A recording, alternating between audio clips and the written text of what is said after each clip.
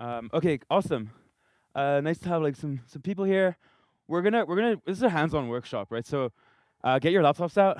Um, that's kind of the goal here. Um, I put together this workshop essentially where I just want you guys to get started with what does it mean when we say like we're deploying smart contracts in Polkadot? What does it mean when we say, oh, there's this thing that this language that can compile down to WebAssembly, and those are smart contracts that compile down to WebAssembly. And so that's the goal, really, like the meta goal. But specifically, the first question is like, where do you deploy your smart contract? So I want to learn a little bit about that. How do you get started with this new language? So we're gonna experience that firsthand. And I've introduced this fun little way that I'm experimenting with actually for the first time. This concept called quests. So we're gonna just learn real quick about how you can complete these quests and earn a little bit of Kusama, which is it's a native token of one of the main chains in the Polkadot ecosystem, as just a reward, right, for having gone through the quest. Does that sound good? Yeah. Okay, let's do it. Whew. I feel like I'm a little bit out of breath already. That's from running up and down the stairs. It's the altitude too in Denver, no? Cool. So a workshop quest is a way to help you apply what you're learning today. There are going to be instructions on what those quests mean, and you will be able to show me at the end of the workshop that you've learned something, and then we'll see if you are eligible for a little bit of Kusama. And so today's quest is just about getting your local environment set up and actually deploying a contract onto a test network. So it's pretty straightforward, right? But depending on how things go today with everyone, maybe we can take things even a step further and we can do more interesting things than just that. So, yeah. Okay, so the first thing is, I want to, so all the information is going to be here. So make sure you scan this QR code. And that's the workshop repo link. I need to double check if it actually works, because it does. Cool. Also, we have some background music. Hopefully, like that's good for everyone. I personally like background music when I'm doing coding stuff, so we're really lucky to have a live DJ during this workshop.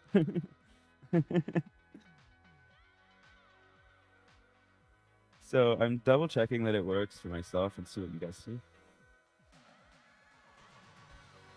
I think GitHub is crashing on my. Anyways, this essentially is the workshop repo. I'm going to pull it up.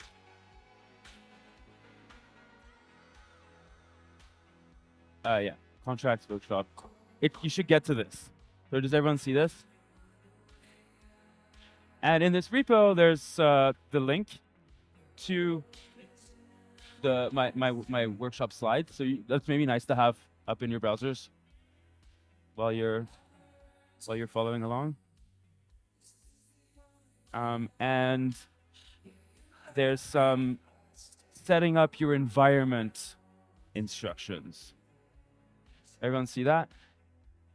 So actually, I do have a slide that says, now set up your environment. But if you're already looking at this section on this workshop repo, just go ahead and start setting up your environment. What we're going to do is set up Rust. That might take like 5 minutes, depending on your machine. And then we're going to set up the stuff we need for the actual, like, it's a CLI tool that we'll need to build and deploy our contracts. Remember, there's two main goals today, right? And if we can get through these goals, that's amazing. We can always go further. Two are set up your local environment, and the second is actually deploy contracts. So yeah, this is the workshop details, and then you also have a little bit of information about what these workshop quests are, and the instructions to submit them. Everyone following? So far, good. Sounds good. Okay, I'm gonna go back to my slides and then, um, and then we'll be writing some ink contract later. Cool. So yeah, this is what I just said. Do this now. Like, do this now, because right now, like, while you guys are setting up your local machine, I'm just gonna do some talking about high-level concepts to get you understanding what we're really doing today, right? What we're learning today is what do we mean when we say we can deploy smart contracts on Polkadot? And then we're going to dive into the language itself to write contracts that is a dedicated language for the Polkadot ecosystem. So I'm going to just be talking right now, and for those that are installing Rust and going through those setup instructions, can I get you to raise your hand when you're done, just so that I know that there's that you know that we've reached that point, because it might take more than 10 minutes. It might take less. Yeah.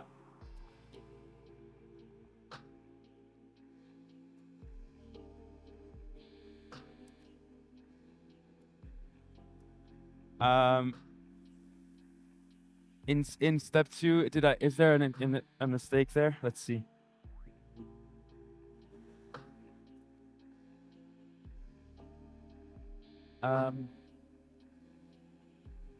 Oh yeah. Okay. Yeah. Thank you for. That's okay. Let's fix that right away. I'm just gonna go to the use ink docs. So basically, a lot of like the stuff we're gonna learn is through here. Thanks for pointing that out, man. There's a link that is missing there. So we want to install cargo.contract installation. I'm gonna add that in right now.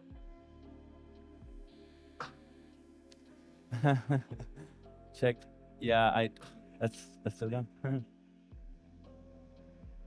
Okay, you know what I'm gonna do here? Just add it like this.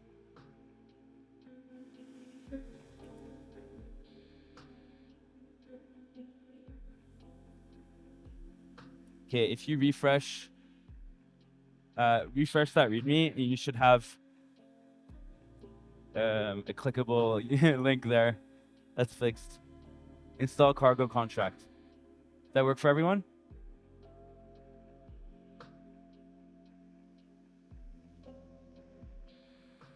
And you get the installation guide directly from cargo contract. Please raise your hands if it's not working. But thanks a lot for that. Cool. Okay, let's get going. Yeah, so this is a little bit of a talk, right? Like while you guys are doing this thing. Spoiler alert, there's no such thing as really deploying contracts on Polkadot, right? And that's because of how Polkadot is designed. It's a multi-chain network. So what you do is you deploy to Polkadot app chains that are smart contract compatible. That makes sense, yeah? So reiterating, we've got specialized layer 1 blockchains that are secured by the same shared security, which is Polkadot, right? Polkadot has these app chains, and it's beneficial to be part of the network because you actually you inherit the shared security of of Polkadot relay chain, and don't need to do a whole bunch of overhead things like having your own validators for your own chain and whatnot. This is just a little bit of background on Polkadot for those that are new. Some of these app chains are EVM compatible, and others are WebAssembly compatible in terms of the smart contracts that they can execute. And some app chains support both. There's always this tough part where you're talking about smart contracts in the Polkadot ecosystem, and then the main question becomes, well, where do I deploy my contracts? There's all these options. Like, why should I even care, right? And this talk isn't really about that. It's like So let's yeah, I'll show you guys later. But you've got Astar, you got all these contracts, smart contract platforms, and they just offer different things. Like some have better DevEx, some allow you to do like for example, we've got like dApp staking, where as a developer, if you deploy your contract, you can get rewards for it. And these are just like different app chains that have smart contract capabilities on Polkadot, and they have different features, as mentioned. But there's two types of smart contracts for Polkadot. Ones that compile down to EVM, and others that compile down to WebAssembly, because it's thanks to a special module that's in this app chain called pallet contracts that is the VM, right? The virtual machine that's executing that smart contract. Is there any questions on that? Fundamental sort of, there's this concept of chains that have an EVM virtual machine and others that have a WebAssembly virtual machine. Cool. So some examples, I'll let you guys do the Googling. Again, this talk isn't really about these app chains that support smart contracts. It's more about getting you a lay of the land of the different ways that you could deploy smart contracts. But so EVM compatible ones, the most popular, Moonbeam, unique network. So sorry, Moonbeam is an Ethereum compatibility layer for the Polkadot ecosystem. So that's literally like they are specialized in EVM stuff. Unique network, NFT chain. They have smart contract capabilities. They have EVM compatibility because they do a lot of what's the word? They have a lot of pre-compiles that it makes it easy to use. Centrifuge, Astar. Astar is EVM compatible too, but like we'll see in this next slide. Oh, yeah. There's a whole bunch of WASM compatible app chains. AlephZero, Astar. Astar's here also because it supports both EVM and WASM. And a whole bunch, right? Like if you're in these if you have these workshop slides, there's probably a link in there in the notes section where you can just explore more of this stuff yourselves. Cool. Time. Yes, it's been about 13 minutes. Anyone running into troubles with the installation? What problems do we have? Okay. Let's see.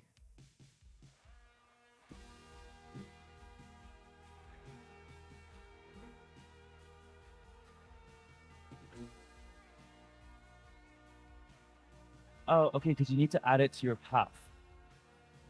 Try to do that. And you need to follow the Windows installation. You did that? For Rust, yeah, okay, cool.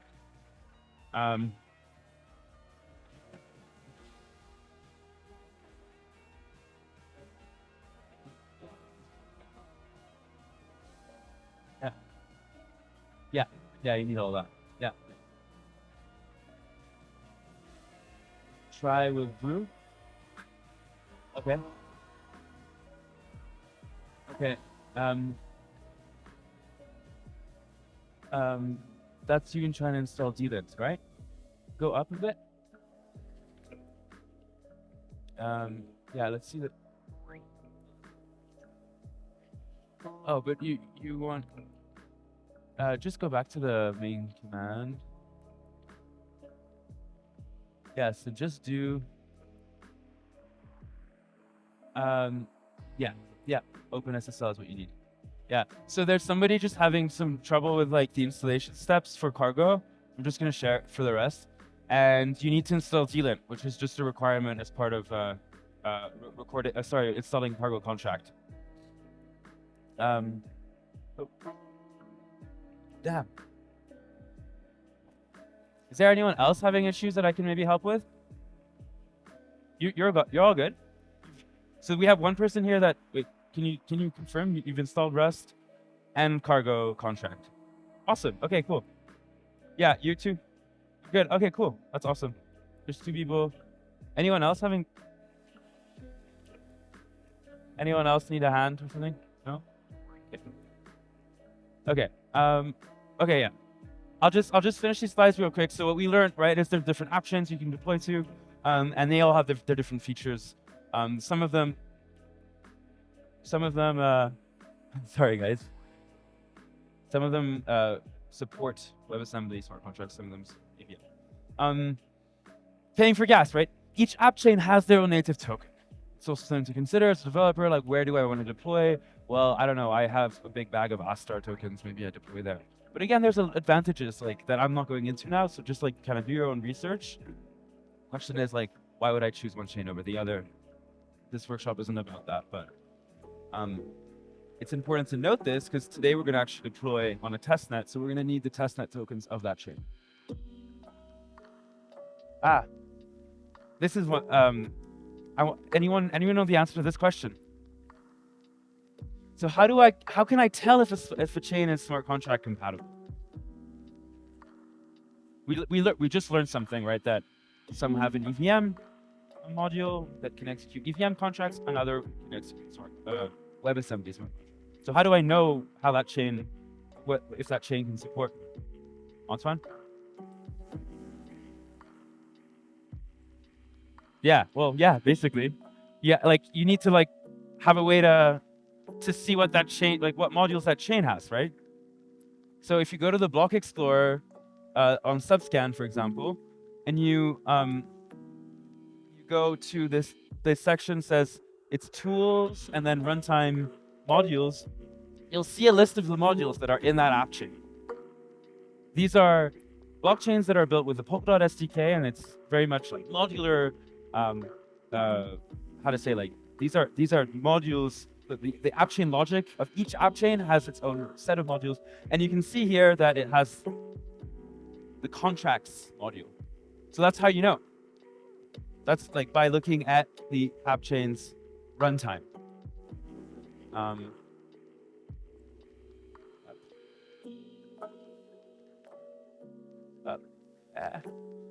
And this is another way to know, like this tool called Polkadot.js apps, which we're gonna use today. And you can tell by looking into the on-chain information that will show you that you have that module.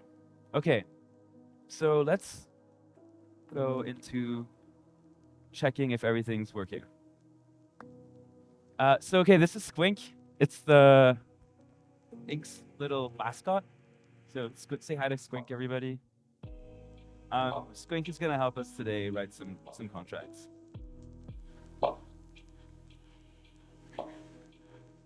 Damn. Oh, there you go. Okay, so let's check if things are working. So if everybody has things working at this point, you should be able to just write cargo contract help -- help, and then you get a bunch of commands.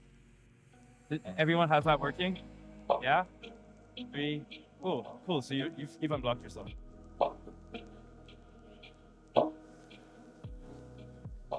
That's weird, yeah. You might have issues in building stuff, but we'll see. We'll see. In the back over there, are you guys following or just hanging out? You have a question?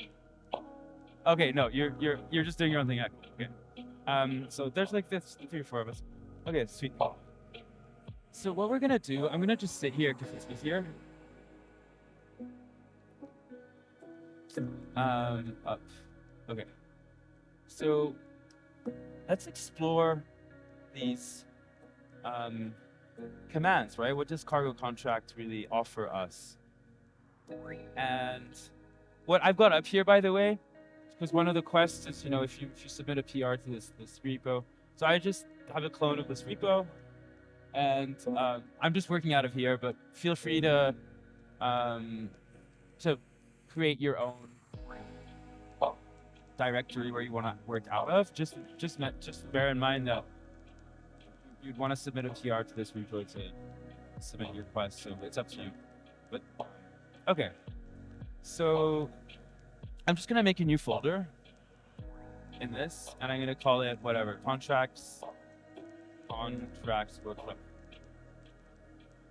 Okay, sweet. I'm gonna just cd into it. And what's our first step here? Let's check out the different commands.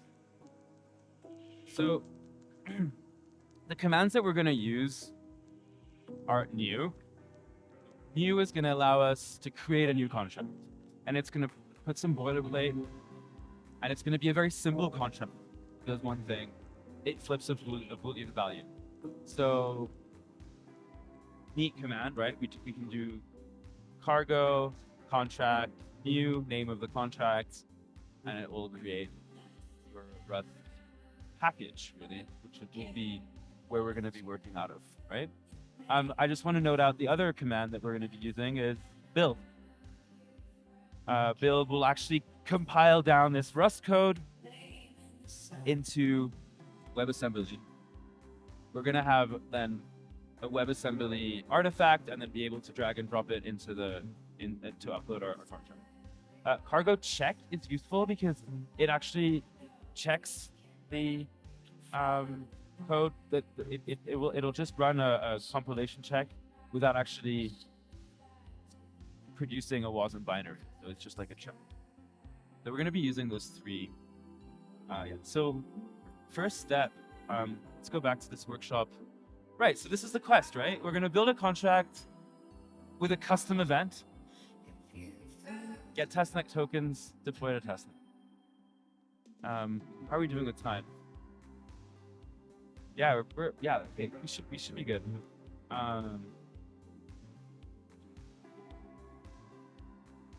Okay.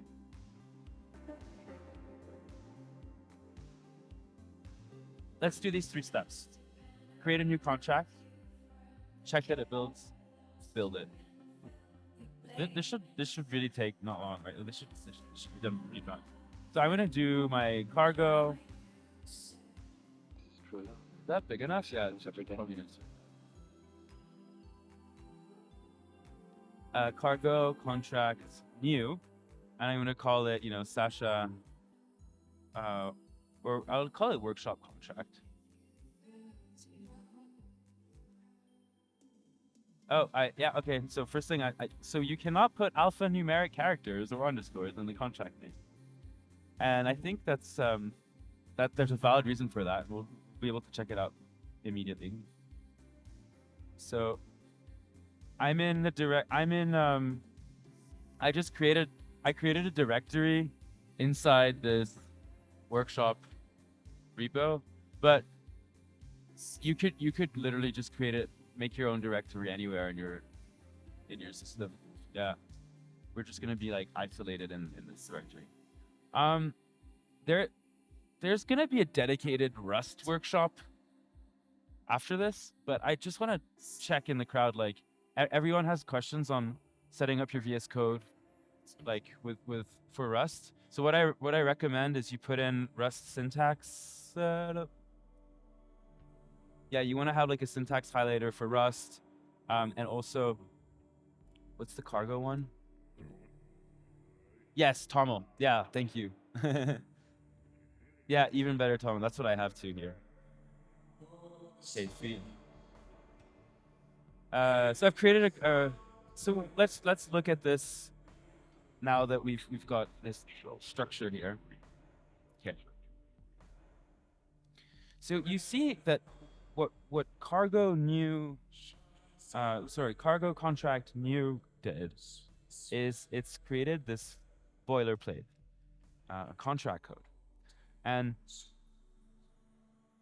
we can immediately see like why an alphanumeric character doesn't work, because it's basically taking it in and creating this module. So I'm gonna just step through this at a high level, right? So every ink contract has some key macros that annotate it to make it like compilable into WebAssembly that can then get executed by the WASM compatible app chain. So every contract has a storage item, which is annotated by this macro. And this contract is a very simple contract. It stores a Boolean value and then gives the ability to flip it. So we've got a Boolean value here. And then every contract has a constructor There's a cool thing with Ink is you can have several constructors. So one is a default one here. It'll just jump to the default implementation for this contract. The default instantiation of the contract. And then you have a new a constructor here too. So this is very similar to any other smart contract language where you've got a constructor. An Ink message is a callable function. So here we have a function called flip, which literally takes in the it's a mutable reference of self and flips that value. So it sets whatever it is in storage to the opposite. So that's flip. And then there's this other function called get. And get is literally just retrieving the value.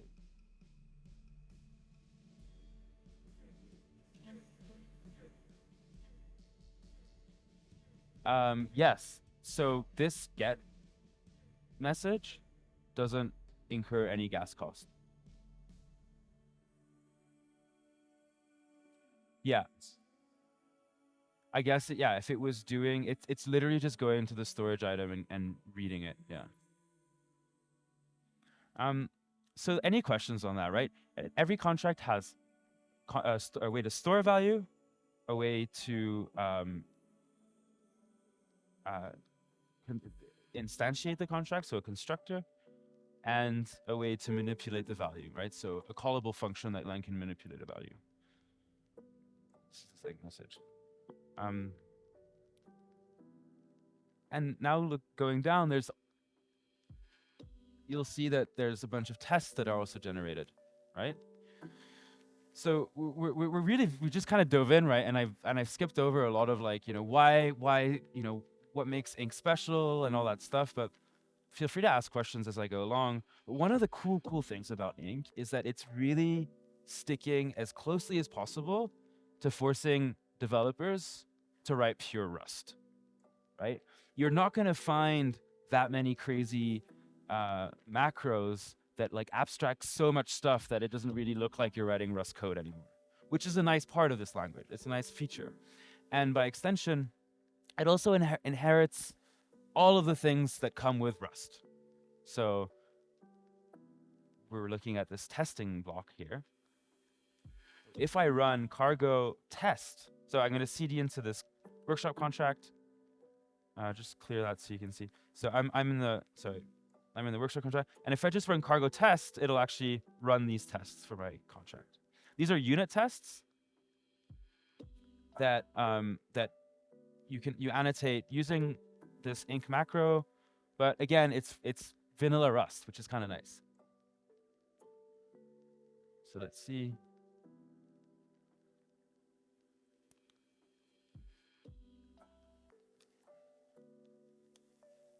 It's taking a while. There's a lot of crates.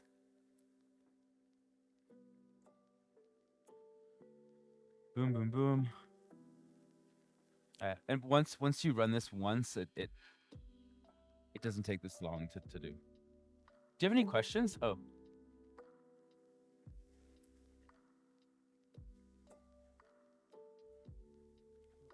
Once you run cargo build or cargo check or in this case cargo check, cargo test, it'll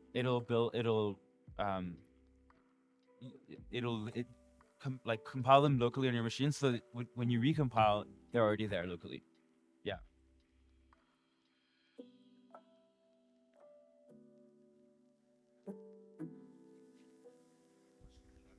Yeah, for sure. Abstract questions. We like abstract questions. Nice. Sorry, I'm going to trip yet.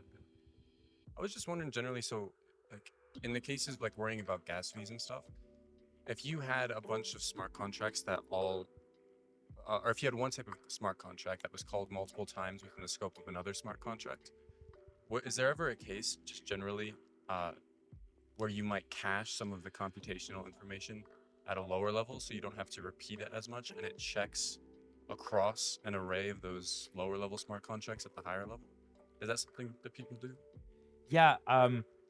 I think I see what you're saying. So I don't know exactly where that feature would be in Ink, but I'm sure if we like look at like the docs, there's probably some so basically it's about like um kind of caching this caching some information that you don't want to keep reading storage all the time, Yeah. and um it costs money to store, and then it also costs money to read if the value isn't if the value is just, it costs more money to store, but it's like it's an extra like step. And my answer would be like, let's check, like we can check the ink docs for that. Go to use.ink and there's a bunch of For sure. stuff there, but I don't really know. Yeah, I was just wondering. but Antoine, do you have anything to add to that? Like,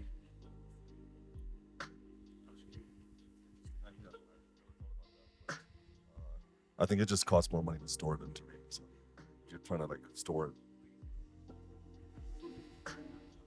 You put a bunch of patients in a healthcare system, and you were trying to calculate information about each one of them using one smart contract over and over again for each.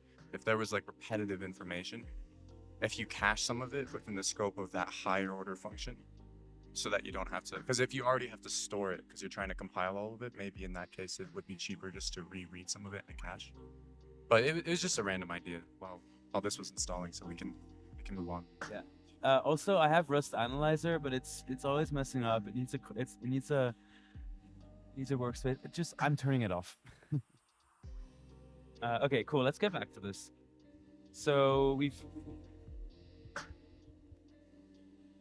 yeah, let's run these following two commands, right? So let's run cargo contract check.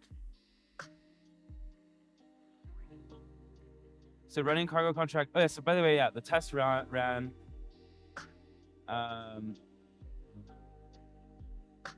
And literally, it ran it like vanilla Rust. Kind of nice, right? Cargo contract check is going to check that the contract can be compiled. So the contract code was built successfully. So it's a neat like way to, as you're iterating and developing your contract, you don't want to build it every time. Just run cargo contract check. Yeah. So let's build this contract. Cargo contract build.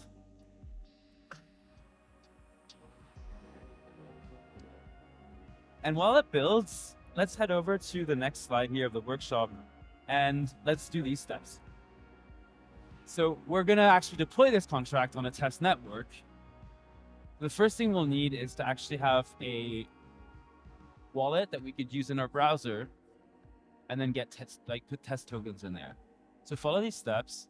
If I click here, you'll see that it's just it's a Polkadot.js extension. It's just a browser extension that you could use, and that's very useful to use for developing on Polkadot. That shouldn't take you too long. And then we're gonna get some testnet tokens. So there's a funny little anecdote I want to share in this while I prepare this workshop. We have this testnet called Rococo, but it's down. It's not working.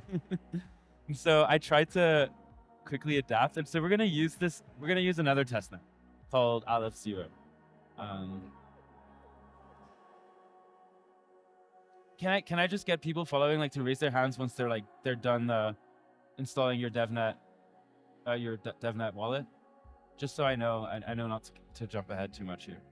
You've got your wallet? Oh no! Oh, that's a bummer.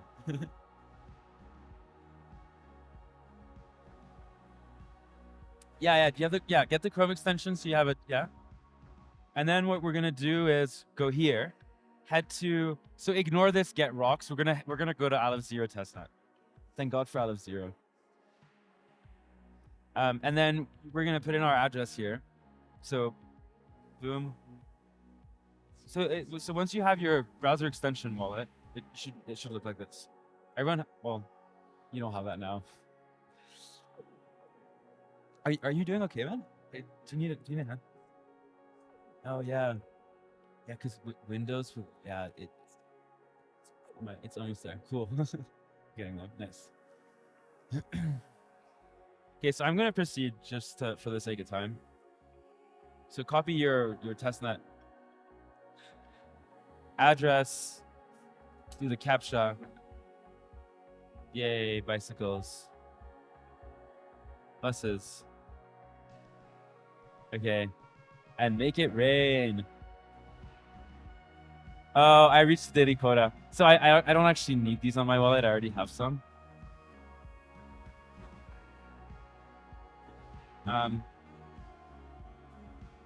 And yeah.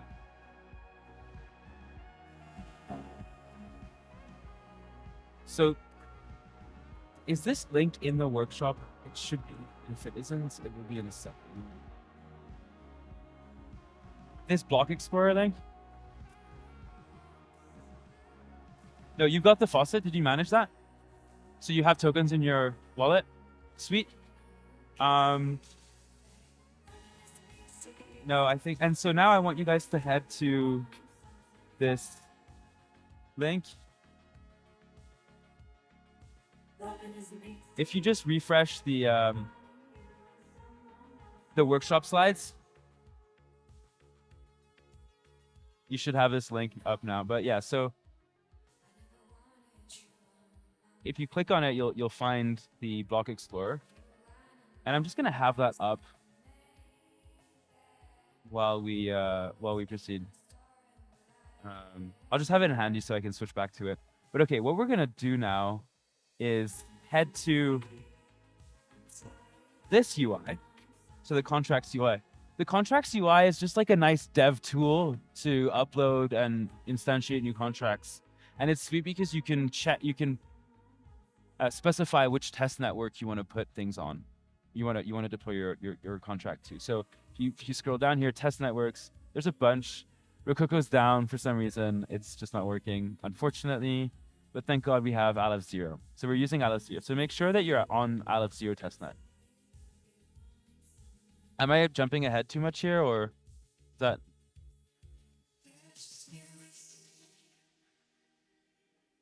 So contracts, and now I'm gonna go back to my terminal and see what happened here.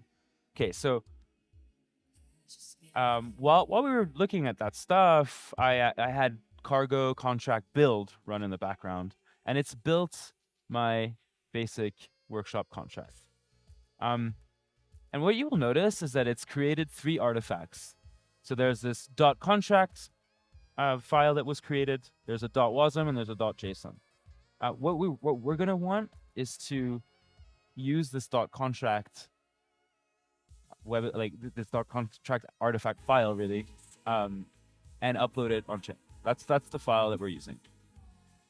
Okay. So if I go, I'm gonna click forget all contracts here so that it looks the same, and upload a new contract. I'm gonna use my wallet. Do this thing. Make sure I have it up here. Okay. And give my contract a name. So call it whatever you want. Sasha test. And then upload your contract. Okay. Remember, it's in the target folder, where you'll find an inc folder, and you should find this, whatever you call your contract file, and that's what we need to upload. So again, it's just a neat UI that will facilitate this process, but you could totally use the CLI. Cargo contract has a CLI to upload and instantiate a contract.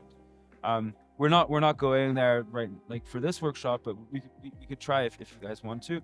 But I thought this is just a nice more friendly user experience that needs to be showcased like this.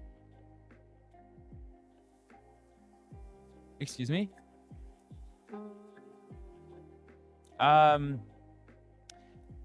Not in the scope of this workshop. Yeah, I'm not really sure about the answer to that. No. Yeah, I guess there would be ways you could write a script. So if I hit next here, it's gonna tell me like that I need some funds in my account to deploy this contract to really pay for some storage, really, right? So like any contract, any system, really. So instantiate with new, init value with false. This is in the contract code, right? Like all of this stuff is in our message, and no, sorry, it's in the constructor where we have new and default. And let's go ahead and deploy this. Okay, so it's gonna ask me for my password. Boom, boom, boom. Have it in handy. Cool. And that's that. AlephZero is really fast. AlephZero's testnet is 1 second block times, so it's kind of nice to work with. And I want to show you. This actually has. Did everyone do that successfully? We should see this. Oh, there's a question. Oh yeah, like you're good. Yeah, Cosm Wasm Dev here. He knows Rust already.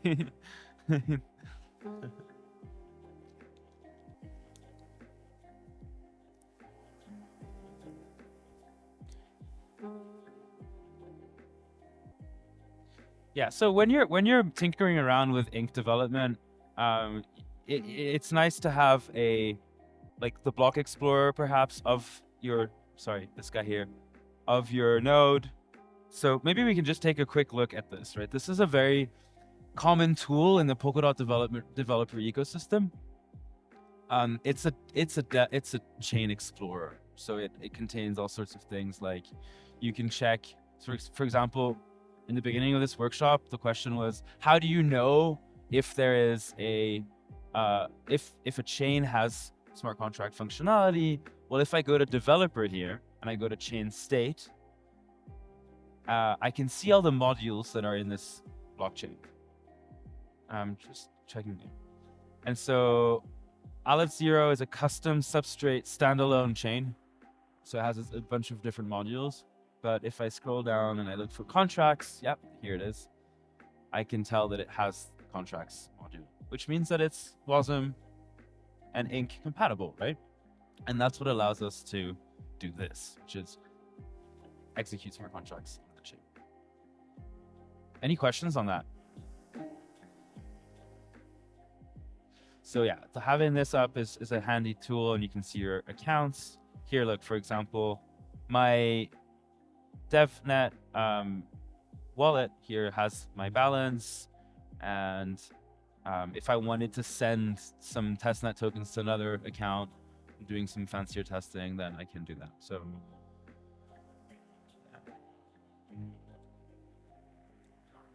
we got our extension, we've done the thing. Now now like your task is actually just to add an event. Is everyone like set up to do that?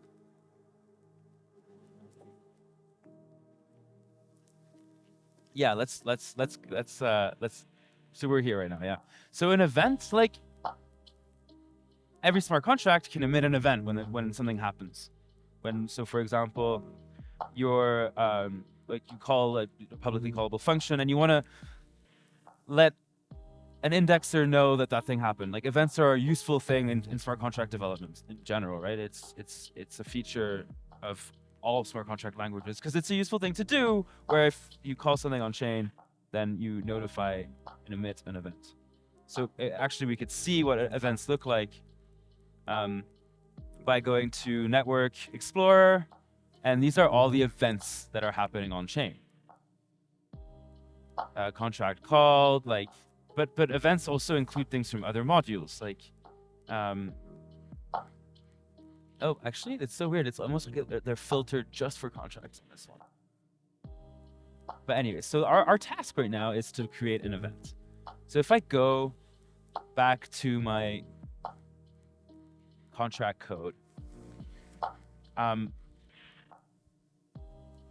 for my demo here, I'm just gonna do something real simple, but get creative. Like put some event that maybe is, I don't know, like a unique name, maybe some logic, maybe some custom logic, but I'm gonna make it super, super simple just for the sake of making sure that those that are following can be successful here.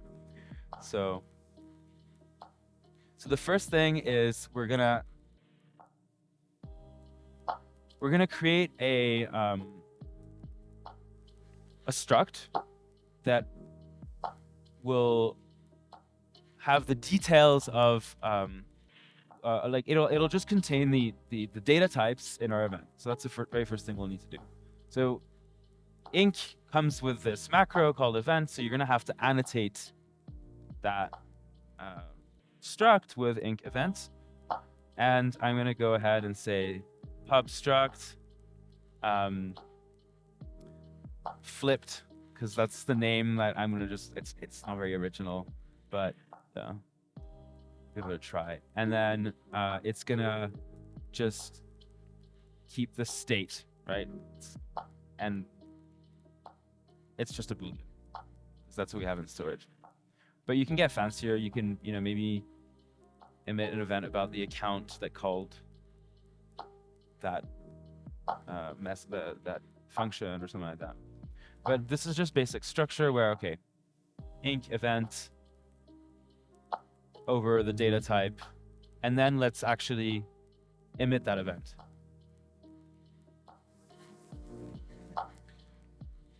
So I'm gonna just annotate this with make your data type for events. Cool. And I don't know why my syntax highlighting is really acting up. But that's okay. So, and then let's go down to this flip message and actually emit an event when this is called. So you want to do self. So inc comes with a bunch of utilities that you can call by going into this env, which has a bunch of like core utilities when you're writing smart contracts. And I'm gonna just show you guys in the docs like real quick what that looks like. If I go to basics, by the way, events, everything about events is in the inc docs. It's pretty neat. And we're gonna, you can cross-reference there. But my docs, we've got, okay, actually I'm gonna just search it here. And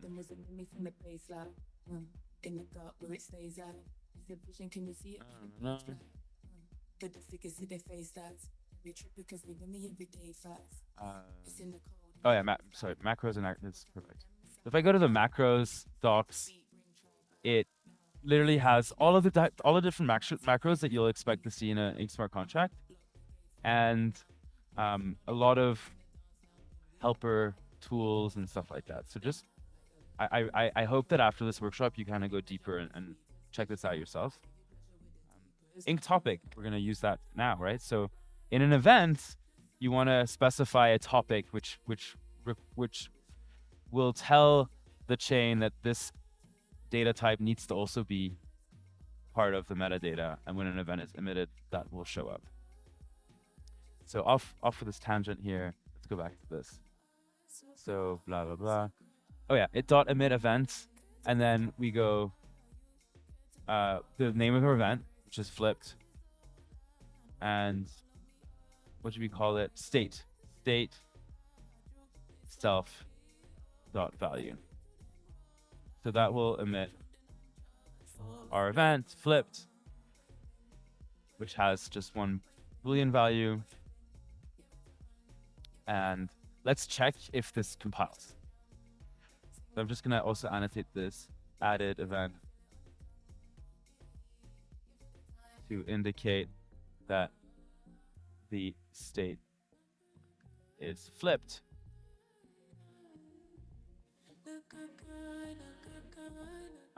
And cargo check, cargo contract check.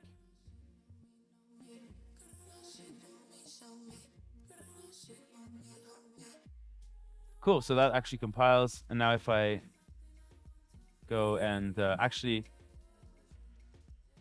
I'm going to make sure that the target file is. So, and I'm going to build the contract again. The cargo contract build. So we've just added new code to the contract. Let's build it again. Always make sure that you're in the directory of the contract. Just takes a few seconds. So the pattern is you're in your VS Code, you're using the cargo contract CLI to build the contract, and then you have your contracts UI, which is this nice tool to select the testnet and then upload and instantiate your contract. So actually, while that's running, I'm gonna, I think if I go reinstantiate, yeah, I'm just gonna reinstantiate a new contract. And what we're looking for here is that when I call that function, it will emit that event. Let's see if it built. Did it?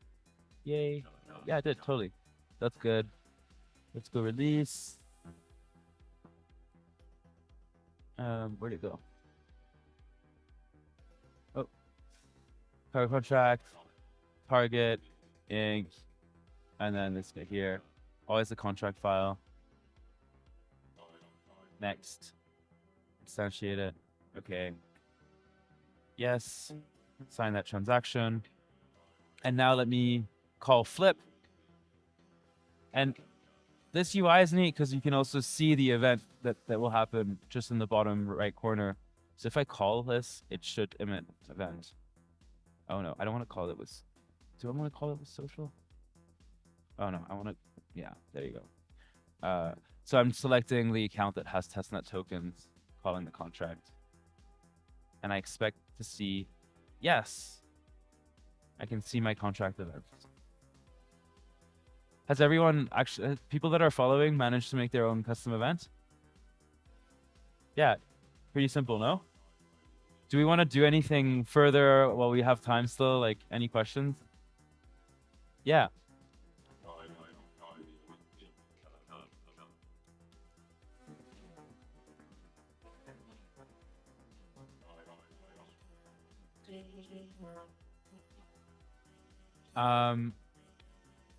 Where else can you send that information? It's literally it's information that's like that indexers will be listening for example, that's emitted from having interacted with that contract. It's not on-chain information. Yeah.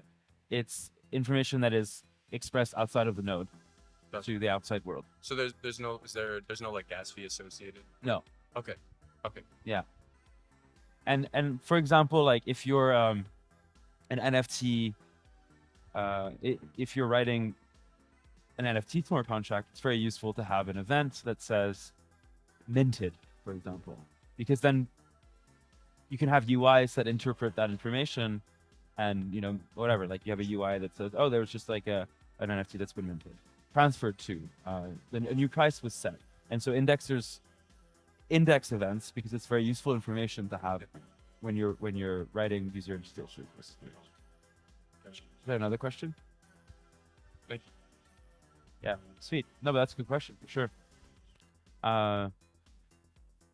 So 5 minutes left. So do we have more time? Well, if we had more time, what we would do, and this is a good segue into the rest of the content for today, happening on the workshop stage, is we would take an Ink smart contract and look how easy it could be to actually develop an app chain with that smart contract.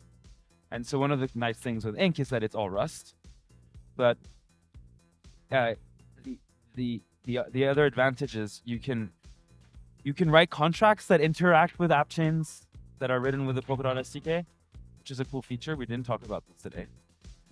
But you can also easily take a contract and a structure and write an app chain module that has that logic, but can be its own standalone layer 1 block. So that would be, I mean, it's in the workshop slides, so maybe if you guys have time and you want to dig further, go for it.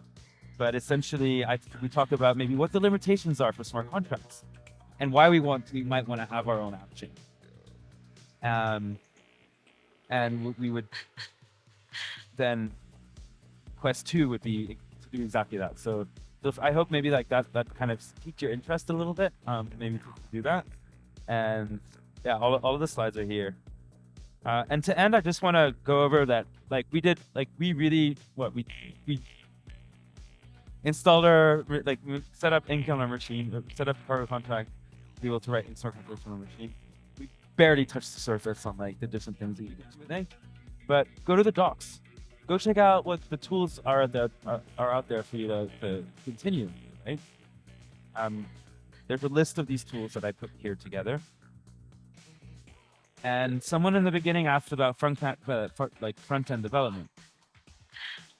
This tool here, inkaton.xyz, literally is like a scaffold ETH, but for ink development.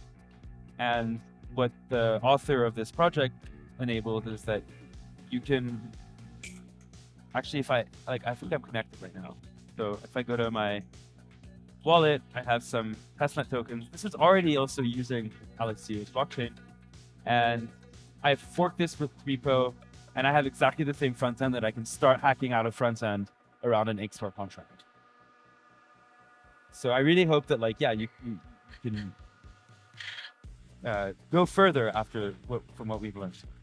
And best resource is use.ink. Go to use.ink, and you'll learn about the different parts of the contract. You'll learn about end-to-end testing, things that we didn't have time to cover. But again, if you've managed to already compile an ink contract on your machine, that's a big first step in the right direction. With that, thanks so much.